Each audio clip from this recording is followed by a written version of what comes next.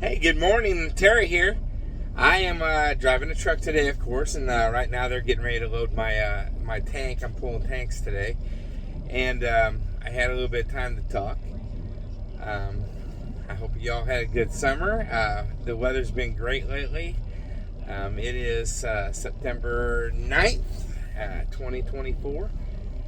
And the last week or so, the weather has been fantastic. I mean, I live in the St. Louis area, and it gets pretty freaking hot here. You know, you have a week or two that it's 100 degrees every day, and in the wintertime you have a week or two that it might be close to zero. So we have the worst and the worst at the other end weather every year, pretty much. And we have the great high humidity that just makes it even worse.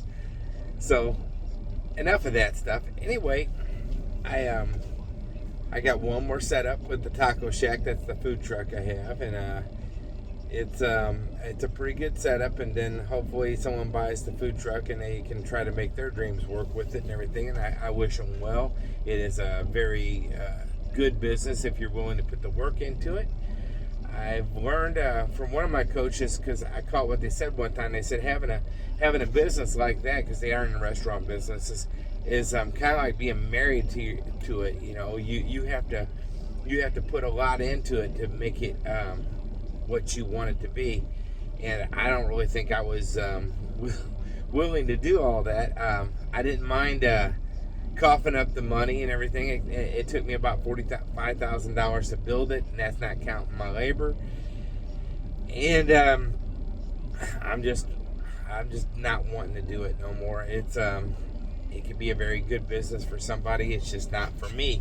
But I have always done business on the side. I mean, I've never done just my job. I've always had jobs. A lot of times it's in the trucking industry, whether it be a trash man or a tractor trailer. But I've also did some steel plant work, running machinery and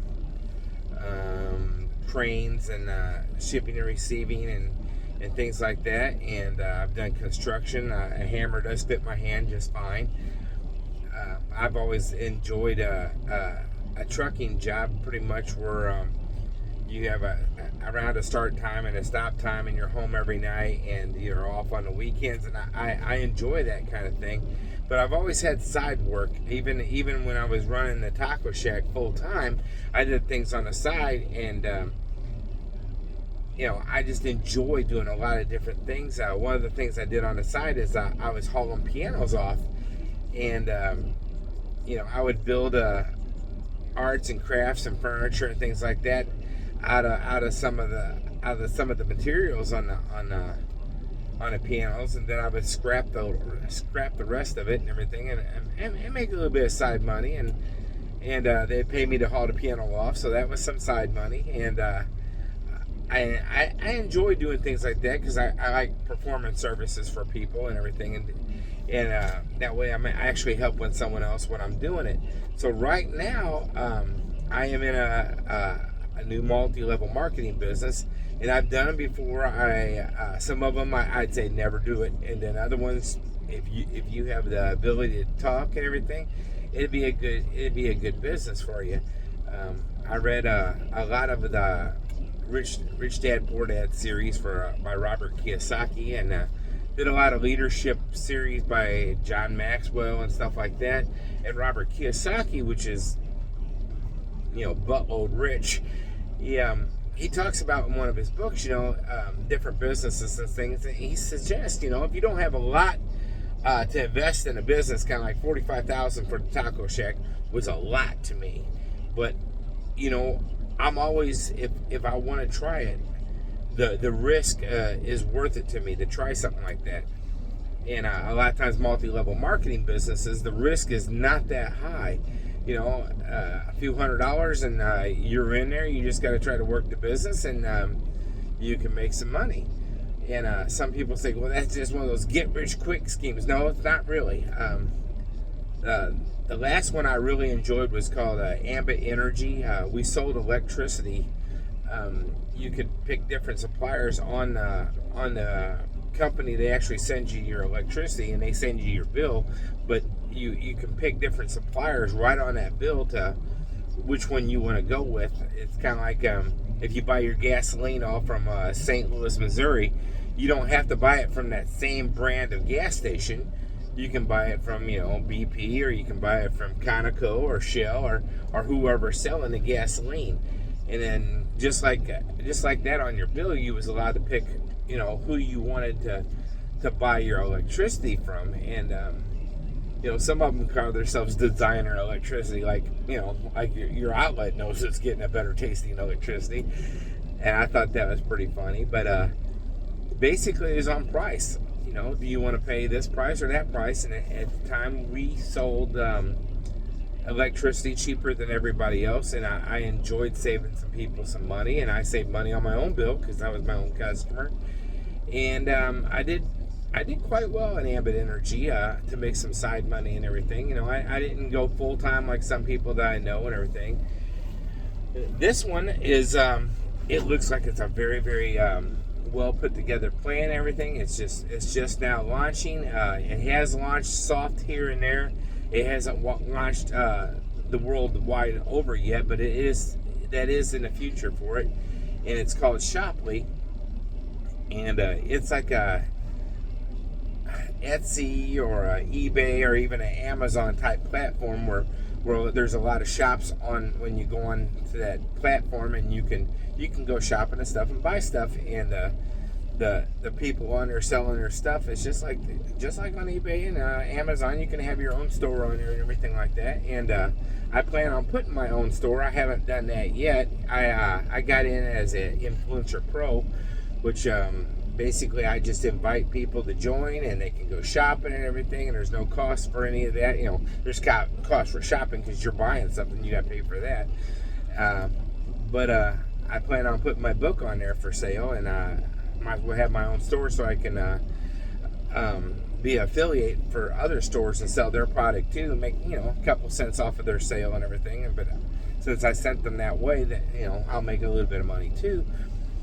Anyway, I just offering this to anybody. If you wanted to try to get in on that and everything, just private message me or send me an email at revperrin@yahoo.com, and I'll send you an invitation. It is a time limited invitation. I mean, if you don't fill it out, then after an hour, it's no longer a good invitation, right? Because they only give me so many to send out, and I send them out, and there's no obligation to buy in or anything like that, just for filling out for answering the application invitation. I actually did it months ago because it didn't cost me nothing, and then just recently I was able to get in and everything, and it turned out there's like over 20,000 people already under me. But the reason they're under me is because the invitation has a time lock on it. So whenever you answer that invitation, even if you don't join right then, later on when you join, anybody that answered the invitation after you are already under you in the business. And I know that's a little bit hard to understand all that stuff, but some of the businesses you have heard of, and you're thinking, that's just some Ponzi scheme or whatever, have been around for quite some time that work on a multi-level marketing business. Avon does it. Back in the day, it was Home Interior. I think they changed their name to something else after a while. Tupperware, they've been around for a long time. Amway. Those are all product-based multi-level marketing businesses. Now, and I guess Ambit Energy was a product-based too, because we sold electricity. But there are other ones. It's not just they're not just a product-based. They're more of a service-based. There used to be there was one that took off really big, but the industry actually came against them and shut them down because your everyday vacation planners couldn't beat the rates, and so they sued them and they shut them down as your travel business. and they sprang up so fast and was doing so good, and people was doing so well, making money and saving money on going on trips, that it almost hurt the rest of the industry because they was better. I mean, it cut out so much middleman money, it wasn't funny. And so they shut them down. Anyway, this is, I really don't think it's going to hurt Amazon any, especially at first. I would like to see it surpass Amazon even, because it's such an early startup to it and everything. The longevity of it would make people that's been in it for a while fairly wealthy. But that don't mean I would, stop working somewhere else at the same time, because I just like to have multiple streams of income. This job here, I like it because it's a steady check. My buddy taught me this saying that his dad taught him. It says the working man has no time to make money, but there is something to be said for a steady check. And with the taco shack, I really got the gist of that meaning. I mean, it was feast or famine. One day I might have 3,000, 4,000 in sales, and then I might have 3 weeks after that where no one came out to buy tacos hardly, and I had all the time prepping in there. I had all the stuff that I would buy that would go bad, like lettuce and tomatoes and things like that, and I would lose money because I sat up at somewhere that someone think they was meaning well, said, hey, you can come set up here, and they really wanted me to attract business for their business, but they had no they thought it would work, I think, but it wouldn't. But it didn't hurt them any for me spending my money and time to go there to do it. And I actually, a few of these, I actually started charging a minimum fee on, because about how much you got to make to make money.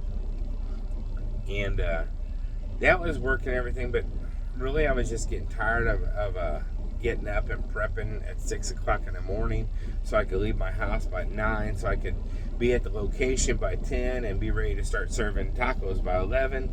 And by the time 11 come, I already had 5 hours of work in. And if you had a bad sale day, man, I really put a lot of work in for not making any money, and I didn't like that.